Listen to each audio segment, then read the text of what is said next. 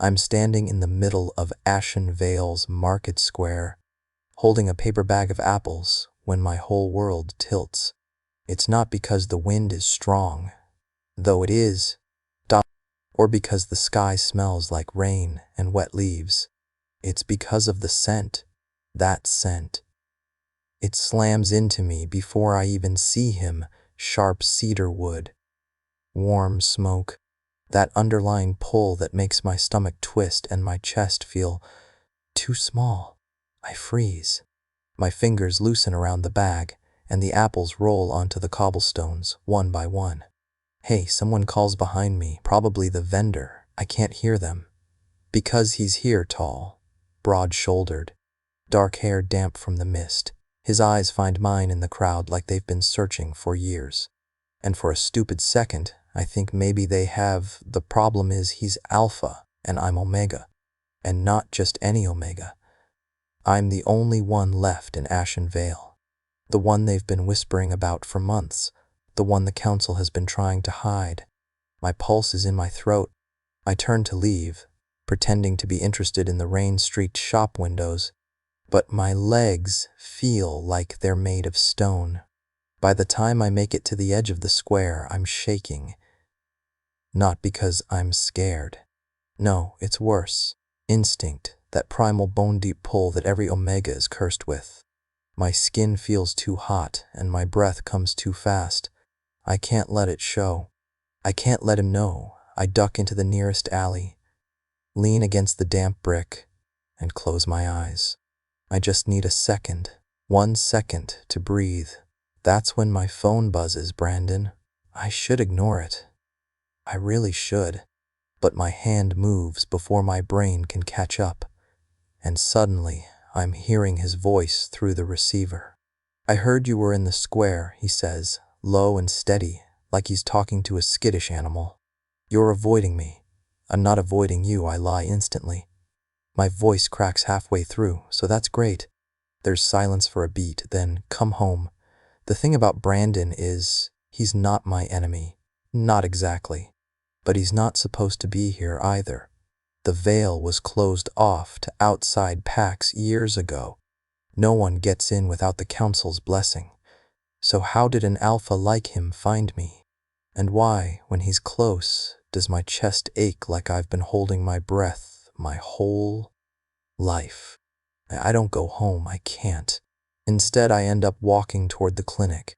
My steps feel automatic, like my body knows where it needs to be before I do. Doctor. Hale doesn't look surprised when I step in. That's the thing about her. She's too calm, always. Sit, she says, pointing to the chair. 10 minutes later, she's staring at the test results. And I'm staring at her, staring at the test results. Finally, she looks up. You're pregnant. The words drop between us like a stone into deep water.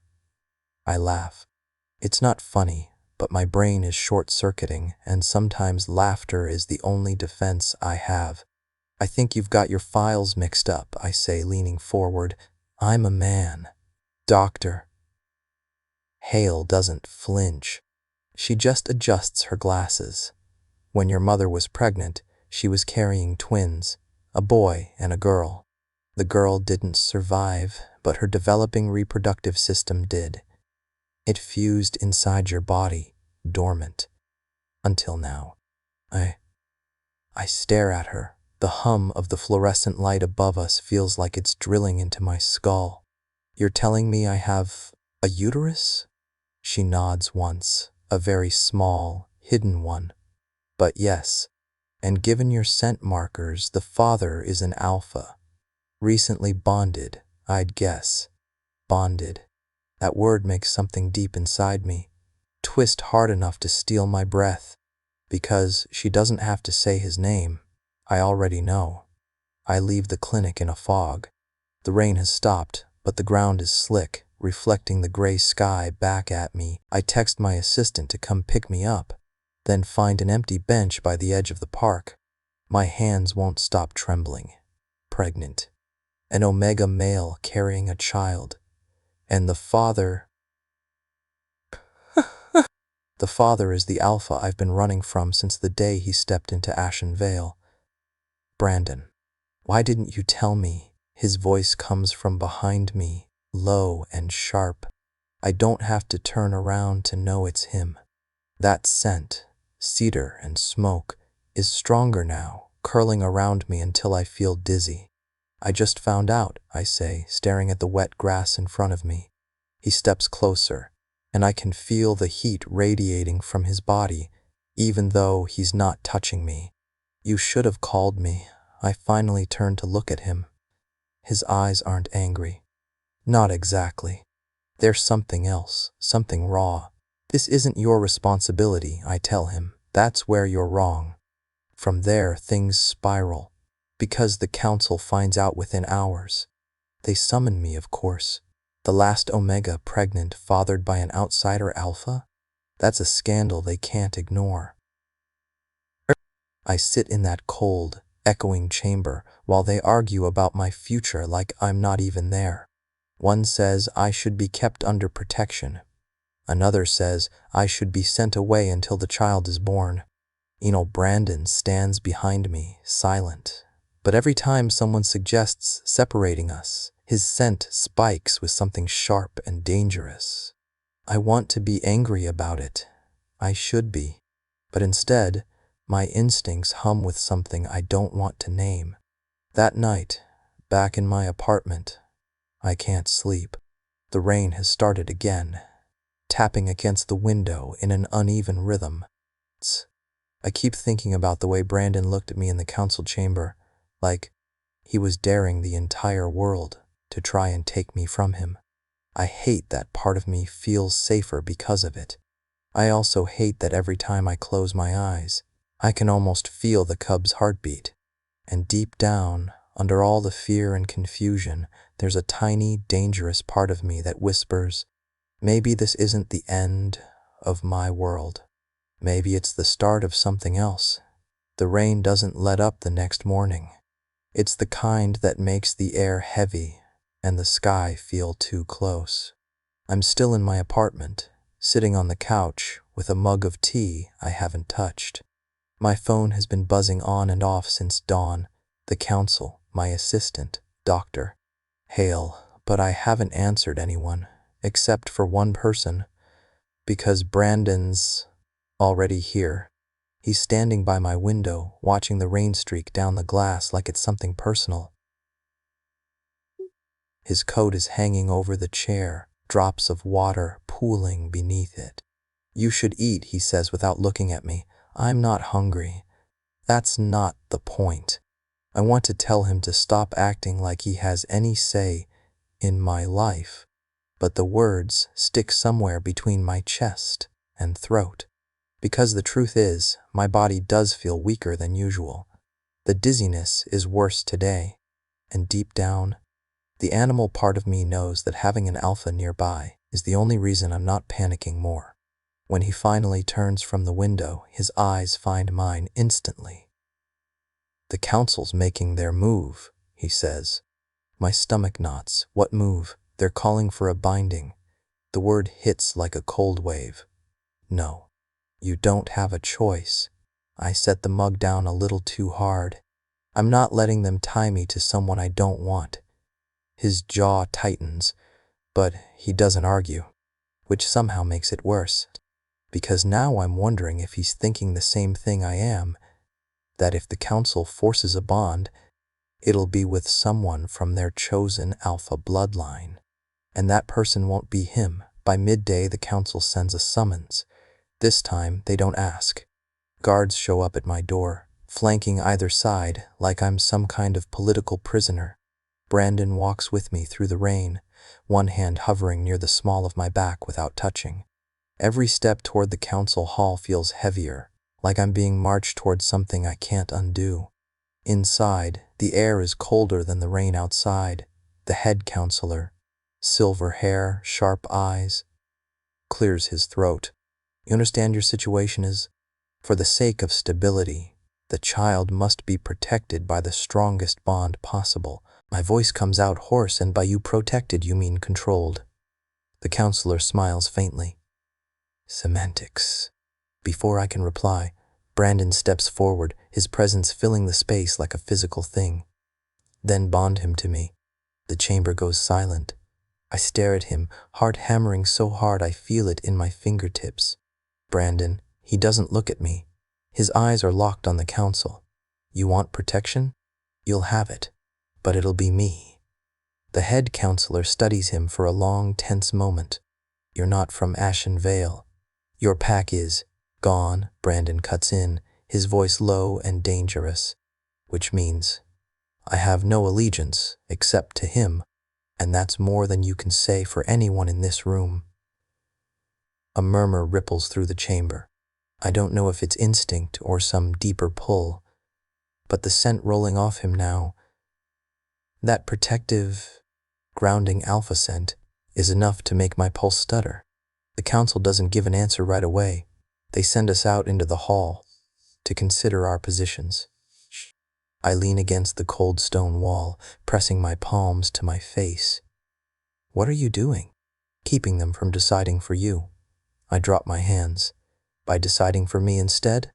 For the first time, his composure cracks just enough to let something raw show through. You think I'd let them put you in a bond with someone who sees you as breeding stock?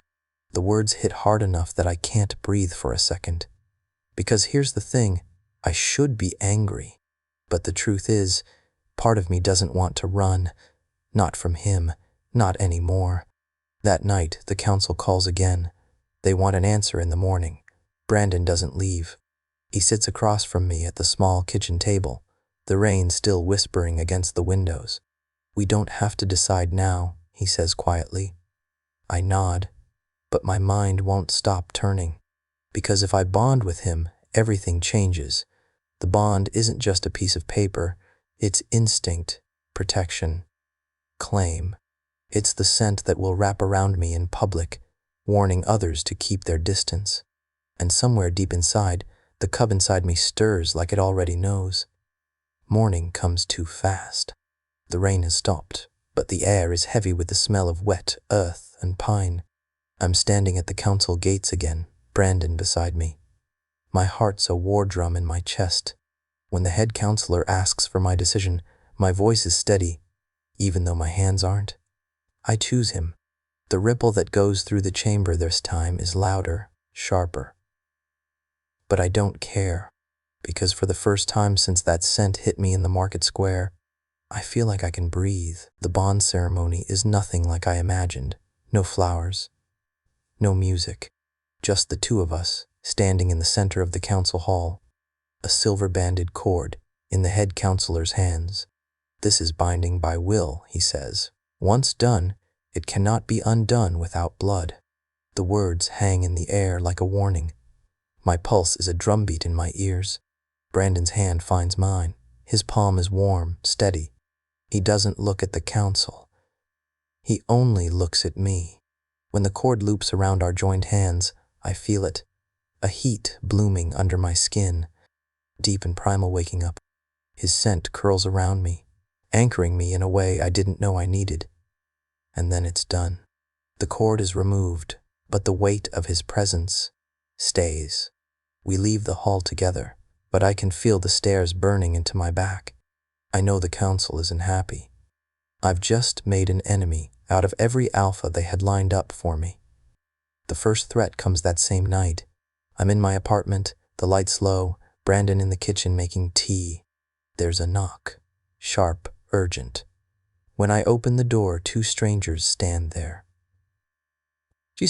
One's a beta with cold eyes, the other an alpha whose scent makes my instincts scream danger.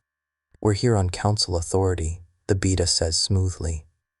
The bond you formed is invalid. You'll come with us. Before I can answer, Brandon's behind me, his arm a steel band around my waist. He's not going anywhere. The alpha steps forward, lips curling. You think you can keep him from us? Brandon doesn't raise his voice, but his scent spikes, sharp and unyielding. Try. The tension is electric. For a second, I swear I can hear the faint rumble of his growl, low in his chest. The intruders leave, but not before the alpha leans close enough that I can feel his breath. You won't be able to protect him forever. The next days are a blur of locked doors, shadowed streets, and Brandon never being more than an arm's length away. But the council doesn't stop. It happens at dawn. I'm half asleep, the light just breaking through the blinds, when glass shatters in the next room. Brandon's on his feet before I can move. "Stay here," he says, but I'm already scrambling after him. 2 masked figures are inside. One grabs me, yanking me back, and the smell hits me like a punch. Alpha. Not Brandon. Not safe. I hear him snarl, a sound that shakes through my bones, and the next moment, I'm free. His hand is on my back, pushing me behind him, his entire body between me and them. The fight is fast and brutal. They're gone within minutes, but the apartment is a mess. The front door splintered. Brandon turns to me, breathing hard, scanning me from head to toe. "Are you hurt?" I shake my head, but my hands won't stop trembling. And then he does something he's never done before. He pulls me into his arms and doesn't let go. That night, we don't talk much. We don't have to. The danger's closer than ever, but so is the bond. And somewhere between the quiet and the steady beat of his heart, under my cheek, I realize something. It's not just the cub he's protecting. It's me. A week later, the council makes one last move. They send a messenger with a single choice: surrender the cub into their care until birth, Doc, or face exile from Ashen Vale. Brandon doesn't even let me answer. "We're leaving," he says, and for the first time, I don't feel like I'm running away. I feel like I'm running towards something. We leave at dawn. The valley fades behind us, the mountains ahead glowing gold with the rising sun. His scent is warm in the cold morning air, wrapping around me like a promise. I glance at him. "Do you even know where we're going?" His mouth curves just slightly, anywhere they can't touch you. And for the first time since this began, I believe him. Because the bond between us isn't just instinct now. It's choice, and maybe it's love.